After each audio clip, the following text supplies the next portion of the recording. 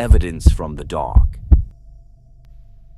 I remember the moment everything went south. It was just after midnight. The rain was a heavy, oppressive sheet bouncing off the hood of my cruiser. I was a patrol officer in Willowdale, a small town that nobody thinks much about, until something awful happens. The call came in from dispatch, a suspected break-in at 215 Harper Street, a Victorian home that's been abandoned for decades. I remember thinking I drew the short straw. I was alone. Backup was at least 20 minutes away, and Harper Street was a mess of overgrown trees and abandoned houses.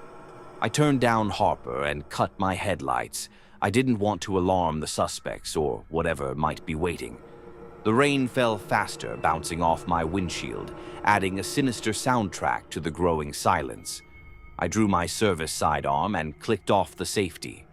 When I reached 215 Harper, the fence gate was already wide open. Something forced it inward. The front door was ajar, bouncing quietly against its frame with each strong gust of wind. I called in my location over the radio. Static. All I got back was silence. The radio fell completely dead. I stepped forward with my sidearm raised, a small mag light in my left hand. The moment I cross the threshold, the temperature drops. I can see my own breath in the cone of my light.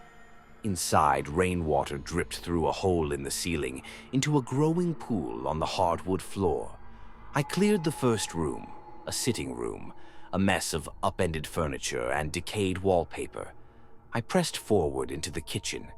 That's when I noticed something, a trail of bloody shoe prints. Small, a child's. The trail glimmered wet under my light, weaving its way toward the basement. I tried calling for backup again. Static. The silence pressed in tighter, oppressive, growing alongside my own fear. I clicked off the safety, tightened my grip, and opened the basement door. It slowly creaked forward, then fell completely off its hinges with a thunderous crack.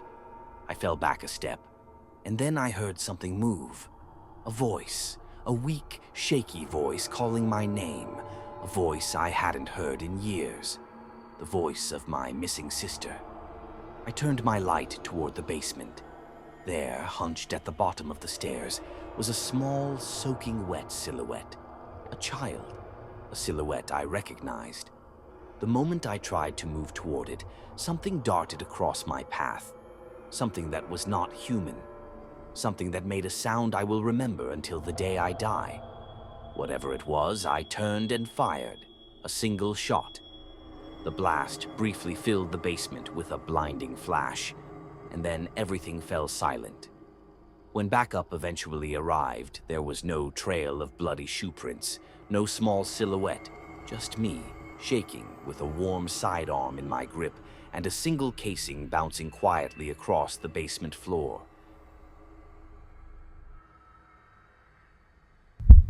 The Harper Street call. I remember the rain. I remember the thunder. I remember the silence that fell afterwards, a silence that I wish I'd never stumbled into. It was just after midnight when the call came in over the radio, a suspected break-in at 215 Harper Street. I was the nearest unit, the only unit within a 20-minute radius, so I turned down Harper Street, flipped off my headlights, and let the rain mask my approach. Harper Street is abandoned, a row of Victorian houses that fell into disrepair after the mill closed decades ago. Number 215 was the worst of them, a black, sagging structure rumored to be haunted. I'm not a man who believes in ghosts. At least, I wasn't, until that night. I turned into the driveway and noticed something was already off. The fence gate was nearly off its hinges. The wooden front door stood ajar, bouncing quietly in the thunderous rain. I drew my sidearm and turned on my mag light, a piercing white beam that cut through the rain. "Police department, is there anyone in there?" I called. The only answer I received was a chorus of drops falling from the eaves. I stepped forward, reluctantly, into the entry hall. Inside, the temperature fell drastically. I could see my own breath in clouds of mist. The wallpaper was peeling. The floors were covered in a thick film of water. I pressed forward, following a trail of small, bloody shoe prints. The prints glimmered wet under my maglite, the prints of a child, barefoot. My grip tightened on my sidearm. I called for backup over the radio. Static. Pure static. The signals were gone. I was completely alone. I turned toward the basement. The trail of bloody prints went down its wooden staircase. The moment I placed a foot on the first step, something darted across the bottom. Something small, hunched. Something that glowed faintly under my light. I called again. "Police! Come forward, I'm here to help you." Instead, I heard a voice I recognized, a voice I hadn't heard in years, the voice of my missing sister, Emily. "Save me, Jamie. Please, save me." I was Jamie Harper, a veteran police officer, and that night I fell into something I can't explain, something that made me realize there are things I can't arrest or destroy, only endure. Harper Street Call-Out. I remember the moment the rain started falling, heavy drops bouncing off my cruiser's windshield, turning the world into a shimmering mess. The clock glowed 12:04 a.m. Dispatch said there was a break-in at 215 Harper Street, the abandoned Victorian home at the end of Harper, a place that locals avoided after the Peterson family disappeared nearly a year prior. I turned down Harper Street, turned off my headlights, and let the rain mask my approach. The thunder rumbled quietly in the distance, a sinister soundtrack for whatever I was about to walk into. When I got to 215 Harper, the fence gate was already half off its hinges. The wooden gate scraped against its post in the growing thunderous rain, adding a chorus of nails on chalkboard to the moment. I drew my sidearm, turned on my maglite, and called in my location over the radio. Static.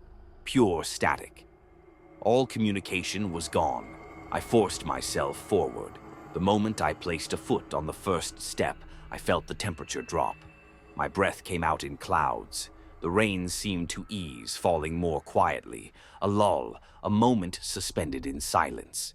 Inside, the wallpaper was peeling, the floors were wet, and the furniture was upended. I pressed forward, following a trail of small, bloody shoe prints across the wooden floors. Shoe prints much too small to be made by an adult. A child's shoe prints. The trail turned toward the basement, descending into blackness. I tightened my grip on my sidearm. My maglite began to falter, its beam growing weak. Then I heard it. A voice calling to me. A voice I hadn't heard in years.